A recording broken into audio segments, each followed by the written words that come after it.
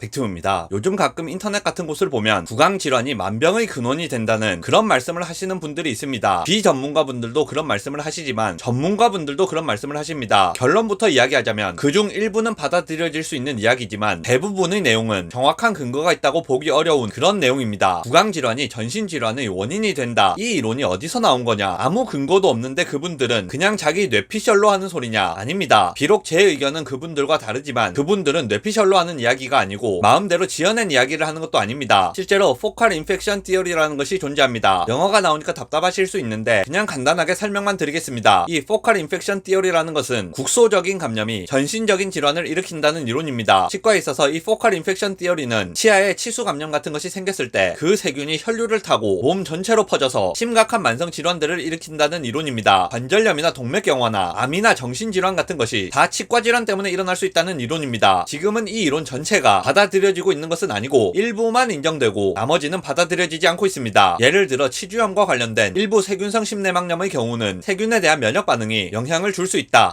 이런 부분은 지금도 어느 정도 받아들여지고 있기는 합니다. 이 이론이 처음 생겼을 때가 120년도 더 전입니다. 이 이론의 전성기에는 충치에 의해 정신질환까지 생긴다고 할 정도로 모든 병의 원인은 구강에 있다. 이렇게 생각을 했었습니다. 그러니까 이가 썩으면 예방적으로 이를 다 뽑아버리자. 왜냐하면 모든 병의 근원은 구강 감염인데 이가 없으면 감염이 안 되겠지. 이런 결론이 나온 겁니다. 그런데 한 70년쯤 전에 이 이론은 폐기됩니다. 당연히 그렇겠죠. 말이 안 되는 주장이니까. 모든 질환의 원인이 구강 감염 때문이라고 주장하려면 근거가 있어야 되는데 조사를 해보니까 근거가 없는 겁니다. 예를 들어 어떤 전신적인 질환이 있는 환자를 보니까 구강 상태가 엉망이다. 아, 이 사람은 구강 감염 때문에 병이 생겼구나 하고 이를 몽창 뽑아버렸는데 병이 낫지 않는 겁니다. 한두 명만 그렇게 해본 것이 아니고 수많은 사람들의 이를 전부 다 뽑아도 병이 안 났습니다. 지금 생각하면 황당하지만 그때는 그걸 믿는 사람들이 많았기 때문에 이게 가능했던 겁니다. 정신질환이나 당뇨병 같은 것이 있어서 그걸 치료하러 병원에 갔는데 이를 다 뽑아버리는 겁니다. 옛날에는 그랬습니다. 그랬던 시절이 진짜로 있었습니다. 반대로 만약 구강감염이 모든 병의 근원이라면 막 구강관리가 안 돼서 이도 전부 다 썩고 감염되고 치주염에 엉망진창이 된 사람이라면 당연히 다른 병에도 걸려야 맞겠죠. 그런데 또 그런 사람들 중에 멀쩡한 사람이 너무 많은 겁니다. 처음에는 전신질환이 있는 사람을 데려다 구강 상태를 봤더니 구강질환이 있더라. 아, 그럼 이 구강질환이 전신질환을 유발했겠구나. 이렇게 이론이 나온 건데 멀쩡한 사람도 잡아다 검사해보니까 그 정도 구강질환은 다 있는 겁니다. 당연히 그 이론은 기본적으로 폐기된 이론이 되었습니다. 그럼에도 불구하고 전신질환과 구강건강 관련된 연구에서는 지금까지도 상관이 있다고 나오기도 하고 없다고 나오기도 하기 때문에 뭐라고 정확히 확정지어서 말씀드리기는 어렵습니다. 대부분의 질환에는 큰 영향이 없는 것처럼 보이지만 일부 질환의 경우에 직접적으로는 아니지만 실제로 어느 정도는 상관이 있을 수도 있다는 연구가 경험적으로 존재하고 있기 때문입니다. 앞서 말씀드렸던 세균성 심내막염의 경우는 치주염균에 대해 우리 몸의 면역이 활성화되면서 그 면역 체계가 심장 내막을 공격할 수 있다. 이런 가능성이 있습니다. 물론 멀쩡한 사람은 상관없는 이야기고 근본적으로 원래 소인이 있는 분이라야 그런 가능성이 유효하게 됩니다. 그런데 그런 분들의 경우는 양치질을 잘못하거나 돈가스 잘못 먹어서 구강 내 상처가 나게 되는 경우에도 해당 세균이 유입될 수 있기 때문에 꼭 치과 치료나 치과 질환 때문이라고만 하기는 어렵기는 합니다. 다만 이제 예방적으로 항생제를 먹으면 문제가 될 가능성이 좀 줄어든다. 이건 근거가 있어서 그런 처치들에 대해서는 어느 정도 인정이 되고 있는 상태입니다. 나머지 질환 관련 내용들의 경우에도 그렇다 아니다 연구가 계속 바뀌고 있는데 대부분은 사실 크게 영향은 없는 것이 맞겠죠. 환자들을 대상으로 한 연구에는 제거할 수 없는 교란 요인이 너무 많습니다. 그렇기 때문에 인과관계가 없어도 인과관계가 있는 것처럼 잘못된 결론이 나오는 경우가 많습니다. 예를 들어 이를 많이 뽑은 환자들을 봤더니 치매에 많이 걸리더라. 이건 팩트가 맞죠. 그럼 이가 없으면 치매에 걸리게 되는 것일까요? 그럴 수도 있습니다. 그럴 수도 있기는 한데 치매에 걸린 환자분들은 어디 잘 부딪히고 양치도 잘 안 되는 경우가 많으니까 반대로 치매 때문에 이가 없어진 것일 수도 있습니다. 아니면 치아에서 전달되는 신호가 줄어드는 것이 치매에 직접적으로 영향을 줬을 수도 있습니다. 그것도 아니면 단순히 이가 없으면 밥을 잘 못 먹으니까 그게 치매의 한 원인이 될 수도 있을 겁니다. 아니면 평균적으로 신체 나이가 많을수록 치아가 많이 안 남아있을 가능성이 높고 치매가 올 확률도 높을 수 있겠죠. 만약 그 인과관계가 명확했다면 논란의 여지 없이 어느 하나의 결론으로 딱 떨어질 텐데 이게 딱 명확하게 결과가 나올 정도로 큰 영향이 있지는 않은 거죠. 지금까지도 왜 이가 많이 없는 분들이 치매에 잘 걸리는지에 대해서는 결론이 나지 않은 상태입니다. 나머지 질환들도 마찬가지입니다. 당뇨 환자를 봤더니 구강 상태가 엉망이더라. 구강 상태가 엉망이면 당뇨에 걸린다. 그럴 수도 있기는 한데 사실 당뇨에 걸리게 되면 치주염이 잘 생깁니다. 순서가 반대죠. 그러니까 치주염 때문에 당뇨가 왔다기보다는 당뇨 때문에 치주염이 영향을 받았다고 보는 편이 맞을 겁니다. 이가 많이 없거나 아픈 분들은 전신적인 문제가 생긴 생긴다는 말은 맞을 수도 있을 겁니다. 왜냐하면 밥을 잘 못 먹으니까요. 밥을 잘 못 먹어서 아프거나 쇠약해진 상태가 되었을 때는 다른 병에 더 잘 걸릴 겁니다. 이런 부분들을 구분해내기가 상당히 어려운 겁니다. 만약 어떤 청년이 이를 다 뽑았더니 군대에 안 가게 되어